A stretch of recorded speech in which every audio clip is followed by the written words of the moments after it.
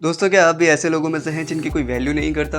आप कहीं भी जाते हैं तो लोग आपको इग्नोर करते हैं, या आप ऐसे लोगों में से हैं जो बहुत ज़्यादा बोलते हैं और कई बार बहुत ज़्यादा बोलने के चक्कर में आप कुछ ऐसा बोल जाते हैं जिससे लोग आपकी वैल्यू ही नहीं करते? तो ये वीडियो आपके लिए है। इस वीडियो में मैं बात करूंगा रॉबर्ट ग्रीन की लिखी गई किताब द 48 लॉज ऑफ पावर के बारे में, और इसमें से ऐसे 4 लॉज आपके संग शेयर करूंगा जो आपको रिस्पेक्ट गेन करने और पावरफुल बनने में बहुत मदद करेंगे। क्योंकि आज के ज़माने में हर कोई आपको उल्लू बना के चले जाता है और आप कुछ कर ही नहीं पाते। इसके लिए ज़रूरी है ना कि आपके पास पावर हो, आपके लोग रिस्पेक्ट करें। अगर आपके पास पावर होगी तो कोई भी आपको आसानी से उल्लू नहीं बना सकता है, या कोई भी आपको आसानी से धोखा नहीं दे सकता है। इसलिए इस वीडियो को पूरा देखिएगा। तो चलिए शुरू करते हैं। Law number 1, never tell your intentions to anyone. अपने काम के पीछे के इरादे को किसी को ना बताकर उसे अंधेरे में रखें। किसी को भी अपना गोल शेयर ना करें। हम अक्सर दूसरों को अपने गोल्स बताते फिरते हैं। ऐसा करने से लोग आपके लिए मुसीबत बन सकते हैं और आपके रास्ते में बाधा डालने की कोशिश कर सकते हैं। अगर कोई आपके गोल्स के बारे में जानना भी चाहे तो उसे गलत सलत बता दें और अपने इरादों की उसे भनक तक ना लगने दें। अब लोगों को केवल वो बताइए जो वो सुनना चाहते हैं, ना कि वो जो आप उन्हें बताना चाहते हैं। क्योंकि जब आप दूसरों को अपने गोल्स या अपने इरादे बता देते हो ना, तो वो आपके खिलाफ साजिश रचने लगते हैं और आपको नीचे दिखाने के लिए कुछ भी कर सकते हैं। क्योंकि किसी को भी ना दूसरों की सक्सेस हजम नहीं होती, हर कोई दूसरों की सक्सेस से जलता है। इसलिए अगर आप किसी को अपने इरादे या अपने गोल्स बता देंगे तो वो आपको कुचलकर खुद आगे बढ़ जाएगा और आप वहीं के वहीं रह जाएंगे। लेकिन जब लोगों को आपके प्लान और गोल्स के बारे में पता नहीं होगा तो वो आपके खिलाफ कोई साजिश ही नहीं कर पाएंगे, और जब तक उन्हें आपके इरादों का एहसास होगा तब तक बहुत देर हो चुकी होगी और आप बहुत आगे निकल चुके होंगे। इसलिए अपने जो गोल्स हैं, अपने जो इरादे हैं, आप जो करना चाहते हैं, वो किसी दूसरे को ना बताएं, क्योंकि ऐसा करने से वो आपको दबाने की पूरी कोशिश करेगा। Law number 2, always say less than necessary. दोस्तों, एक बार एक राजा ने एक बहुत बड़े चोर को पकड़ लिया और अपने सैनिकों से उसे फांसी देने के लिए कहा। लेकिन जैसे ही सैनिकों ने उस चोर को फांसी पर लटकाया तो उसकी रस्सी टूट गई और चोर नीचे गिर गया। इसके बाद सारे सिपाही राजा के पास दौड़ कर गए और उसे सारी बात बताई। उस जमाने में रस्सी का टूटना ईश्वर का चमत्कार माना जाता था, इसलिए राजा ने उस चोर को छोड़ देने का फैसला कर लिया। लेकिन उससे पहले राजा ने अपने सिपाहियों से पूछा कि रस्सी टूटने के बाद वो चोर कुछ कह रहा था क्या? तो सिपाहियों ने कहा, हाँ, वो कह रहा था कि कैसा राजा है ये, ढंग की रस्सी तो बनवा नहीं पाया, पूरा राज्य क्या खाक चलाएगा। ये सुनकर राजा को बड़ा गुस्सा आया और उसने भरी सभा के सामने उस चोर को बड़ी बेरहमी के साथ मरवा डाला। अब यहाँ बताने की जरूरत नहीं है दोस्तों कि अगर उस वक्त उस चोर ने अपना मुंह बंद रखा होता तो वो जरूर बच जाता। सेम यही कभी कभार हमारे साथ भी होता दोस्तों।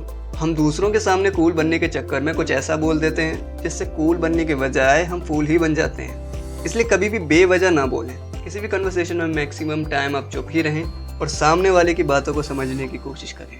आपने वो कहावत तो सुनी होगी कि कमान से निकला हुआ तीर और मुंह से निकले हुए शब्द कभी वापस नहीं आते। इसलिए कुछ भी बोलें तो सोच समझ कर ही बोलें, वरना ना ही बोलें। याद रहे कि आपके शब्द बहुत अनमोल हैं। ये आपको इज्जतदार भी बना सकते हैं और आपकी बेइज्जती भी कर सकते हैं। Law number 3, win through your actions, never through argument. दोस्तों, एक बार इटली के एक महान मूर्तिकार माइकल एंजेलो की मूर्ति को देखने के लिए फ्लोरेंस के मेयर वहां पर पहुंचे, और मेयर ने मूर्ति को देखने के बाद माइकल एंजेलो से कहा कि तुमने मूर्ति अच्छी तो बनाई है, लेकिन इसकी जो नाक है वो थोड़ी सी मोटी है। ये सुनकर माइकल एंजेलो ने मेयर से बहस करने के बजाय अपने औजार उठाए और साथ में चुपके से थोड़ी मिट्टी भी उठा ली और मूर्ति की नाक के पास जाकर औजार चलाने का दिखावा करने लगे और साथ में थोड़ी मिट्टी भी गिराने लगे, जिससे मेयर को लगे कि वो नाक छोटी कर रहे हैं। उसके बाद माइकल एंजेलो मेयर को उस मूर्ति से थोड़ा दूर ले गए और पूछा, अब नाक कैसी लग रही है? तो मेयर ने खुशी खुशी जवाब दिया, हाँ, अब अच्छी लग रही है। दोस्तों, माइकल एंजेलो जानते थे कि मेयर मूर्ति के बिल्कुल नीचे खड़ा है और वहाँ से ऑब्वियसली नाक थोड़ी सी मोटी ही लगती। लेकिन माइकल एंजेलो ने मेयर से बहस नहीं की, क्योंकि बेशक माइकल एंजेलो वो बहस जीत जाते, लेकिन मेयर और माइकल एंजेलो की दुश्मनी और बढ़ जाती, और मेयर माइकल एंजेलो को बिल्कुल पसंद नहीं करते। इसलिए बातों का बवाल बनाने से बढ़िया है कि उस काम को करके दिखा दें। इसलिए आप किसी चीज़ को प्रूव करने के लिए किसी से आर्गुमेंट ना करें, उसे वो काम करके दिखा दीजिए। इससे सामने वाले को भी अच्छा लगेगा और वो आपकी रिस्पेक्ट भी करेगा। Law number 4, learn to work with others. दोस्तों, आपको पावरफुल बनने के लिए दूसरों से काम लेना या दूसरों से काम निकलवाना सीखना होगा, क्योंकि जब आप दूसरों से काम निकलवाते हैं तो पावर आपके पास होती है। अपने काम के लिए उन लोगों को हायर कीजिए जो वो काम कर सकते हैं जो आप चाहते हैं। दूसरों की नॉलेज और एबिलिटी को खुद के लिए यूज़ करिए। इससे आपका टाइम भी बचेगा और आप अपने गोल को जल्दी हासिल भी कर लेंगे। ऐसा करके आप दूसरों का क्रेडिट गेन कर सकते हैं। इसे एग्जाम्पल से समझते हैं दोस्तों। आपने निकोला टेस्ला का नाम तो सुना ही होगा। निकोला टेस्ला ने अपनी लाइफ में इतने इन्वेंशंस किए हैं ना कि अभी तक उनके कुछ इन्वेंशंस मिस्ट्री बने हुए हैं और वास्तव में निकोला टेस्ला एक जीनियस थे। लेकिन एक बार थॉमस एल्वा एडिसन ने निकोला टेस्ला को अपने जनरेटर में कुछ सुधार करने का काम दिया और निकोला टेस्ला ने पूरे 1 साल तक हार्ड वर्क करके, कठिन परिश्रम करके जनरेटर में न केवल सुधार किए बल्कि उसमें बड़े बदलाव भी किए। लेकिन निकोला की सारी मेहनत का क्रेडिट एडिसन को ही मिला। निकोला ने रेडियो का भी इन्वेंशन किया, लेकिन उसका क्रेडिट भी मार्कोनी को मिला। और एज अ साइंटिस्ट निकोला ने बहुत सारे इन्वेंशंस किए, लेकिन उसका क्रेडिट उसे कभी मिला ही नहीं। दोस्तों, बेशक निकोला टेस्ला एक जीनियस थे, लेकिन उन्हें अपने काम को सेल करना या दूसरों से काम निकलवाना नहीं आता था, इसीलिए उनको कभी क्रेडिट मिला ही नहीं। थॉमस एल्वा एडिसन एक महान साइंटिस्ट तो थे ही, लेकिन उन्हें अपना काम निकलवाना आता था, इसलिए उनके पास पावर भी थी।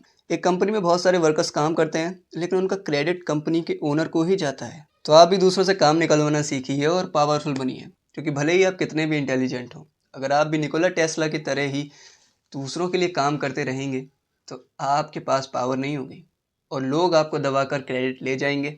इसलिए पावर अपने हाथ में रखिए और दूसरों से अपना काम करवाइए।